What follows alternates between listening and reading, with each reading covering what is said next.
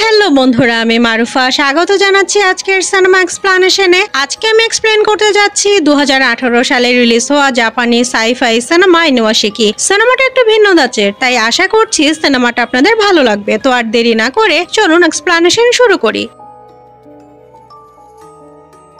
সিনেমার একেবারে শুরুতে আমরা একটা ফ্যামিলিকে দেখি, আর এই ফ্যামিলির হেড হলো ইকিরো। সে তার সারা জীবনের সঞ্চয় দিয়ে একটা বাড়ি বানায়, কিন্তু তার পরিবারের কারো এর কোনো কদর নেই। শুধু তাই না, তারা ইকিরোকে পাগল এবং নিষ্কর্ম মনে করে। যদিও ইকিরো সারাদিন তার পরিবারের জন্য পরিশ্রম করে, কিন্তু তারপরেও তার পরিবারের কেউই তাকে তার প্রাপ্য সম্মান দেয় না। শুধু তাই না, ইকিরোর ছেলেমেয়েরা তাকে তার বাবা ডাকতেও লজ্জাবোধ করে। তারা মনে করে যে তার বাবা জীবনে কোনো কিছু অ্যাচিভ করতে পারেনি, সে কোনো সম্পদ করতে পারেনি, আর ইকিরোর জন্য তাদের অনেক ইচ্ছা অপূর্ণ রয়ে গেছে। আর এর জন্য ইকিরো সব সময় নিজেকে ছোট মনে করত। কিন্তু ইকিরোর ফ্যামিলির কারো মাথায় এটা নেই যে ইকিরো এখন বৃদ্ধ হয়ে গেছে আর তার কাজ করার মতো শারীরিক সক্ষমতা নেই। এখন কাজ করার দায়িত্ব ইকিরোর নয়, বরং তার ছেলেমেয়ের। কিন্তু তার ছেলেমেয়েরা নিজেদের দায়িত্ব সম্পর্কে এখনো সচেতন নয়। তারা কোনো কাজ করে না, কিন্তু তাদের চাহিদা পূরণ করতে না পারলে সব দোষ তাদের বাবার উপরে দিয়ে দেয়। কিন্তু এত কিছুর পরেও ইকিরো অনেক বেশি পরিশ্রম করে। তার সম্পূর্ণ একটা ফ্যামিলি থাকার পরেও বাস্তবে সে নিজেকে অনেক একা মনে করে। এছাড়াও সে অনেক বেশি সহজ সরল হয়, অফিসেও কেউ তাকে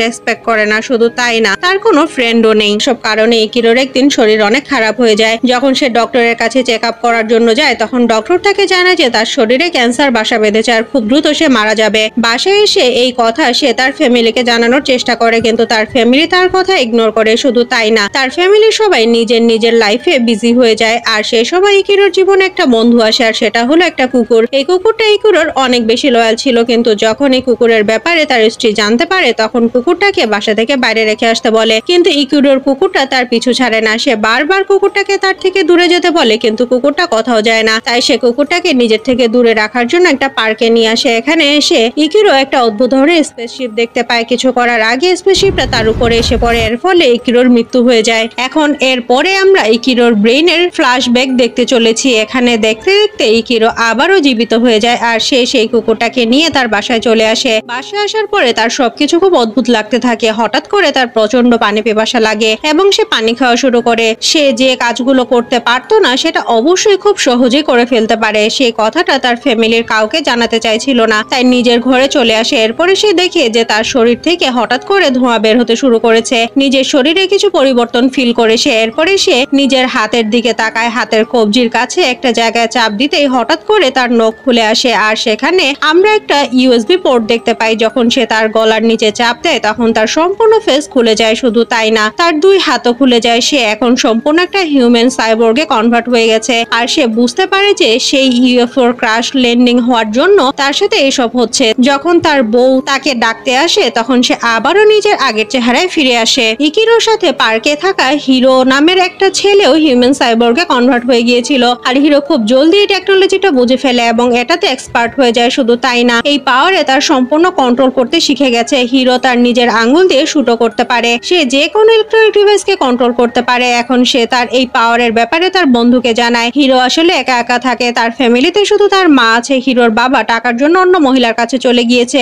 সেজন্য হিরো তার মাকে সবসময় খুশি রাখার চেষ্টা করে, কিন্তু তার ফিনান্সিয়াল কন্ডিশন ভালো না, সে অনেক গরিব। তাই সে চেষ্টা করেও তার মায়ের জন্য কিছুই করতে পারে না, আর এজন্য সে সবসময় ডিপ্রেশনে থাকে। হিরো যখন অন্য ফ্যামিলিকে হাসি খুশি থাকতে দেখে, তখন তার অনেক রাগ হয়, আর এসব নিয়ে অনেক জেলাসিও হয়। অন্যদিকে আমরা ইকিরোকে দেখি, সে এখন তার পাওয়ার সম্পর্কে জানতে পেরেছে। সে যখন অফিসে যাচ্ছিল, তখন দেখে রাস্তার ধারে একটা কবুতর মৃতপ্রায় অবস্থায় পড়ে আছে। তখন সে কবুতরটাকে হাতে তুলে নেয়, আর তখনই কবুতরটা একেবারেই সুস্থ হয়ে যায়। যখন সে কবুতরটাকে হিল করে উড়িয়ে দেয়, তখন সে কারো কান্নার শব্দ শুনতে পায়। তখন সে সেই আওয়াজটা ফলো করে একটা হসপিটালে এসে পৌঁছায়। এখানে এসে সে দেখে একটা মহিলার ছেলে কিছু সময়ের মধ্যেই মারা যাবে। তাই সে কান্নাকাটি করে ডক্টরকে তার ছেলেকে সুস্থ করে দিতে বলছিল। এসব দেখে ইকিরো সেই বাচ্চাটার কেবিনে যায়, তার সম্পূর্ণ শরীর স্ক্যান করে তাকে সম্পূর্ণভাবে সুস্থ করে দেয়। তাই ইকিরো চিন্তা করে যে সে তার এই পাওয়ার ইউজ করবে এবং মানুষের উপকার করবে। আর তখন কেবিনে সেই বাচ্চাটার মা চলে আসে। সে কেবিনে ইকিরোকে দেখে আর ডক্টরকে ডাকতে শুরু করে। ডক্টর সেখানে এসে তাকে কেবিন থেকে বের করতে যাচ্ছিল, তখন মহিলাটা দেখে যে তার ছেলে একেবারে সুস্থ হয়ে বিছানায় বসে আছে। আর এটা দেখে ডক্টরও অবাক হয়ে যায়। ইকিরো মনে মনে অনেক খুশি ছিল, কারণ সে আজ দুটো ভালো কাজ করে করেছে। অন্যদিকে হিরো এটা চিন্তা করে যে সে তার পাওয়ার দিয়ে সবাইকে কন্ট্রোল করবে। আর আমরা দেখি হিরো কলেজে এসে একটা ছেলেকে মারছিল, আর এটা দেখে তার বন্ধুরা তাকে ভয় পাওয়া শুরু করে। এখন হিরো তার এই পাওয়ারের জন্য নিজেকে কিং ভাবতে শুরু করে আর মনে মনে ডিসাইড করে যে সে কার কার উপরে প্রতিশোধ নিবে। তাই সবার প্রথমে সে তার বাবার কাছে যায়। এখানে এসে সে তার বাবার ফ্যামিলিকে মারার জন্য নিজেকে প্রস্তুত করে, কিন্তু কোনো এক বিশেষ কারণে সে তার বাবার ফ্যামিলিকে মারে না। সে থেমে যায় এবং নিজের বাসায় ফিরে যেতে থাকে। আর সে সময় সে রাস্তায় কোনো একটা ফ্যামিলির হাসির শব্দ শুনতে পায়। এজন্য হিরো অনেক বেশি রাগ হয়, তাই সে সেই ফ্যামিলিটাকেই মেরে ফেলে। এজন্য নিউজটা খুব দ্রুত ভাইরাল হয়ে যায়। যেভাবে এই ফ্যামিলিটাকে মারা হয়েছে এটা দেখে হিরোর বন্ধু বুঝে গেছে যে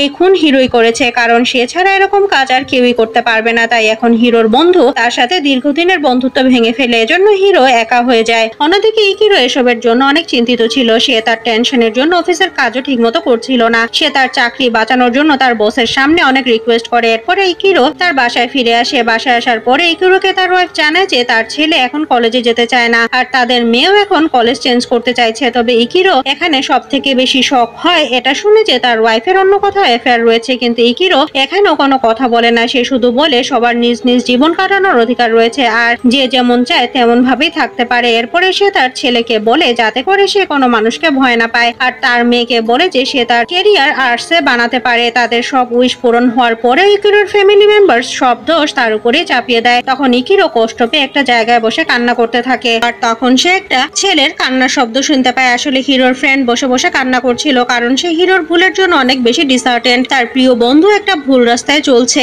ইকিরো খুব দ্রুত সেই জায়গায় যেতে চাইছিল, আর এই তাড়াহুড়োর জন্য তার পেছন থেকে জেট বুস্টার বের হয়ে আসে। সে অনেক দ্রুত উড়ে হিরোর ফ্রেন্ডের কাছে যায়। যখন সেখানে আসে তখন হিরোর ফ্রেন্ড ইকিরোকে সব সত্যি কথা জানিয়ে দেয়, আর সে বলে আপনি একমাত্র ব্যক্তি যে হিরোকে আটকাতে পারবেন, কিন্তু ইকিরোর কাছে কোনো ফাইটিং স্কিল নেই। তখন হিরোর ফ্রেন্ড ইকিরোকে এ ব্যাপারে সাহায্য করে। কিছুক্ষণ পরে ইকিরো ভুল করে লবণ মেশানো পানি খেয়ে ফেলে, আর তার শরীরে থাকা মেশিন এটা অ্যাকসেপ্ট করে না। ইকিরোর শরীর থেকে সেই পানিগুলো বের হয়ে আসে, তার মানে এই মেশিন সল্টেড ওয়াটারের সাহায্যে নষ্ট হয়ে যেতে পারে। অন্যদিকে হিরোর কাছে পুলিশ আসে, কারণ তারা জানতে পেরেছে যে সেই ফ্যামিলির মার্ডার হিরোই করেছে। তাই পুলিশ হিরোকে অ্যারেস্ট করে, কিন্তু হিরো কারো কথাই শোনে না, আর সেখানে থাকা সবাইকে শুট করতে শুরু করে এবং সেখান থেকে পালিয়ে তার বন্ধুর কাছে আসে। কিন্তু এখন হিরোর ব্যাপারে প্রত্যেকটা নিউজ চ্যানেলে নিউজ দেখাতে শুরু করেছে হিরো এখন মোস্ট ওয়ান্টেড ক্রিমিনাল। এজন্য হিরোর মাকে সবাই অপমান করে, তাই সে অনেক কষ্ট পায় এবং আত্মহত্যা করে ফেলে। যখন হিরো এটা জানতে পারে তখন সে আরো বেশি রেগে যায়। যারা যারা তার বিপক্ষে কথা বলেছিল সে সবাইকে তার শিকার বানায়। সে সেই প্রত্যেকটা ব্যক্তির ডিভাইসকে হ্যাক করে ফেলে, এরপরে সবাইকে মারতে শুরু করে। কিন্তু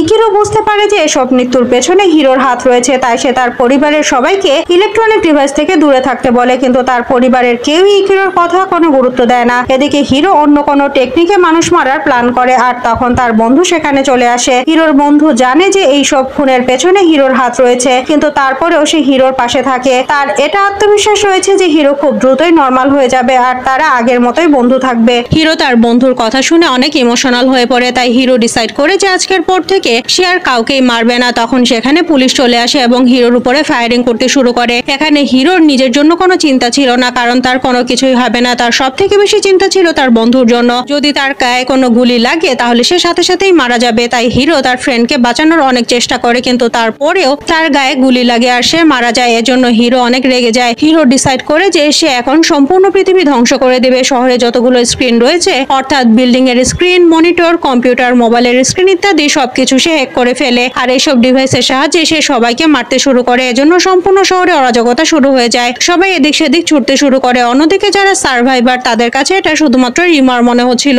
যার মাঝে ইকিরোর ফ্যামিলিও ছিল। এখন ইকিরো হিরোর ফ্রেন্ডের সাহায্যে সবগুলো ডিভাইস হ্যাক করে ফেলে। এরপরে সবাইকে একটা মেসেজ দেয় যে আপনারা সবাই আপনাদের ইলেকট্রনিক ডিভাইস থেকে দূরে থাকবেন। এটা শোনার পরে শহরের সবাই তাদের ইলেকট্রনিক ডিভাইস থেকে দূরে থাকতে শুরু করে। এর ফলে শহরের ডেথ রেট অনেক কমে যায়। এবারে হিরো তার শরীরের ভেতরে থাকা অস্ত্রগুলো ব্যবহার করতে শুরু করে। সে শহরের বড় বড় বিল্ডিং গুলোতে মিসাইল ফায়ার করতে শুরু করে। এসব দেখে ইকিরো হিরোর কাছে আসে আর তার সাথে লড়াই করতে শুরু করে। এদের দুজনের মধ্যে অনেক মারামারি হয়, কিন্তু এর মাঝে হিরো একটা হেলিকপ্টারের পাইলটকে নিচে ফেলে দেওয়ার চেষ্টা করে, কিন্তু ইকিরো সেই পাইলটের জীবন রক্ষা করে। এরপরে আবারও ইকিরো হিরোর কাছ থেকে পালাতে শুরু করে, কারণ সে হিরোর মতো এত বেশি পাওয়ারফুল নয়। তবে ইকিরো হিরোকে তার জালে ফাঁসিয়ে সল্টেড ওয়াটার খাইয়ে দেয়। হিরোর বডি এখন অনেক অ্যাডভান্স লেভেলে আছে, তাই সল্টেড ওয়াটারের অ্যাকশন এত দ্রুত হয় না। তাই ইকিরো হিরোকে পৃথিবী থেকে বাইরে স্পেসে নিয়ে আসে। এখন সল্টেড ওয়াটারের অ্যাকশন হিরোর শরীরে শুরু হয়ে গেছে। যখনই হিরো একটু দুর্বল হয়ে যায় তখন ইকিরো তার সম্পূর্ণ পাওয়ার দিয়ে হিরোর উপরে আক্রমণ করে। এরপরে ইকিরো তার মেয়ের মেয়ের কাছে আসে আর ইলেকট্রিক শক দিয়ে তার মেয়ের জীবন বাঁচায়। তখন হিরো আবারও সেখানে চলে আসে।